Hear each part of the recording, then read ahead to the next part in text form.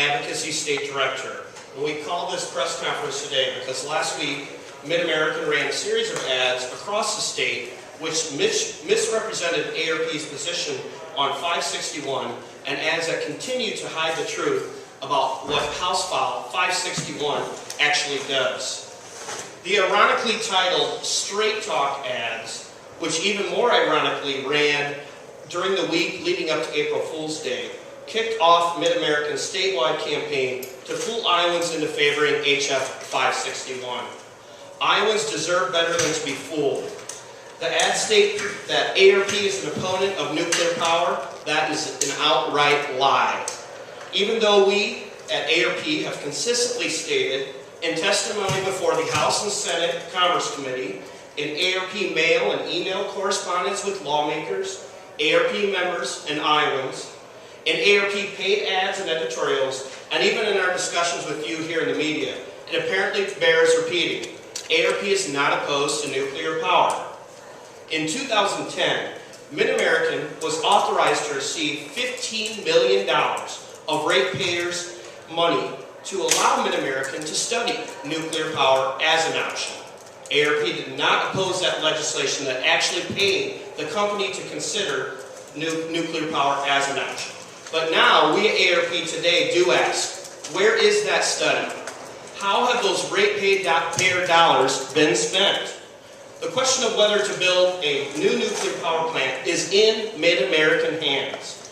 It is critical to know that they can build a new plant without House File 561.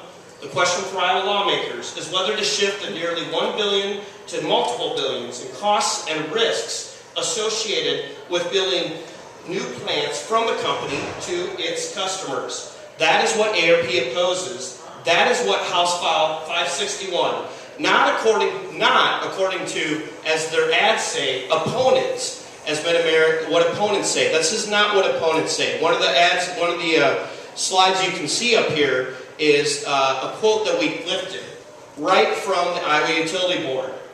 And that statement, this is the Iowa Utility Board staff memo from last December. And the statement you can read right there very clearly about House File 561 shifting all the risk from the company to ratepayers. That's a line lifted directly from the Iowa Utility Board staff memo. And indeed, the Iowa Utility Board staff are the referees in rate making. But just like referees, they are constrained and must abide by the law given to them. The consumer protections they and the consumer advocate are allowed to provide are only as good as the protections afforded to them under the law. That is where House File 561 fails, but according to their IUB staff memo, in multiple ways, House File 561 actually, as you can see here again on the blow-up, actually creates undesirable incentives. For instance, one of the many specific undesirable incentives this IUB staff memo, and we have it up front here, cites is that because ratepayers bear nearly all the risk in House 561, the company has less incentive to minimize risk and to keep loss low throughout the bill. In fact, the higher the costs get, the more return or profit they get.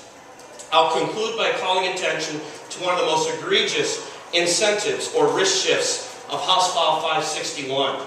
This provision that we have here on the left blow-up is taken right from the bill, and this provision remains in this bill even after all the currently adopted amendments. Page H of House File 561 still allows the utility to recover a turn-on, meaning a profit, and all costs incurred even if the company doesn't complete the plant. This very core problem with the idea of CWIP, or Construction Works in Progress legislation, that the company and its shareholder profit from failure. Again, the company and its shareholders profit from failure. That was something we picked up from the Tampa Bay Times newspaper coverage last week of the billion-dollar problems their Florida ratepayers are being forced to deal with as a result of similar CWIP legislation. That's the core contrast here. AARP is fighting for a better deal for ratepayers or customers who bear all the costs and risks, and Mid-American is fighting for their shareholders. The same shareholders who are paying for ads in favor of a great deal that HF 561 provides them. We hope lawmakers side with consumers, not with big business and company shareholders.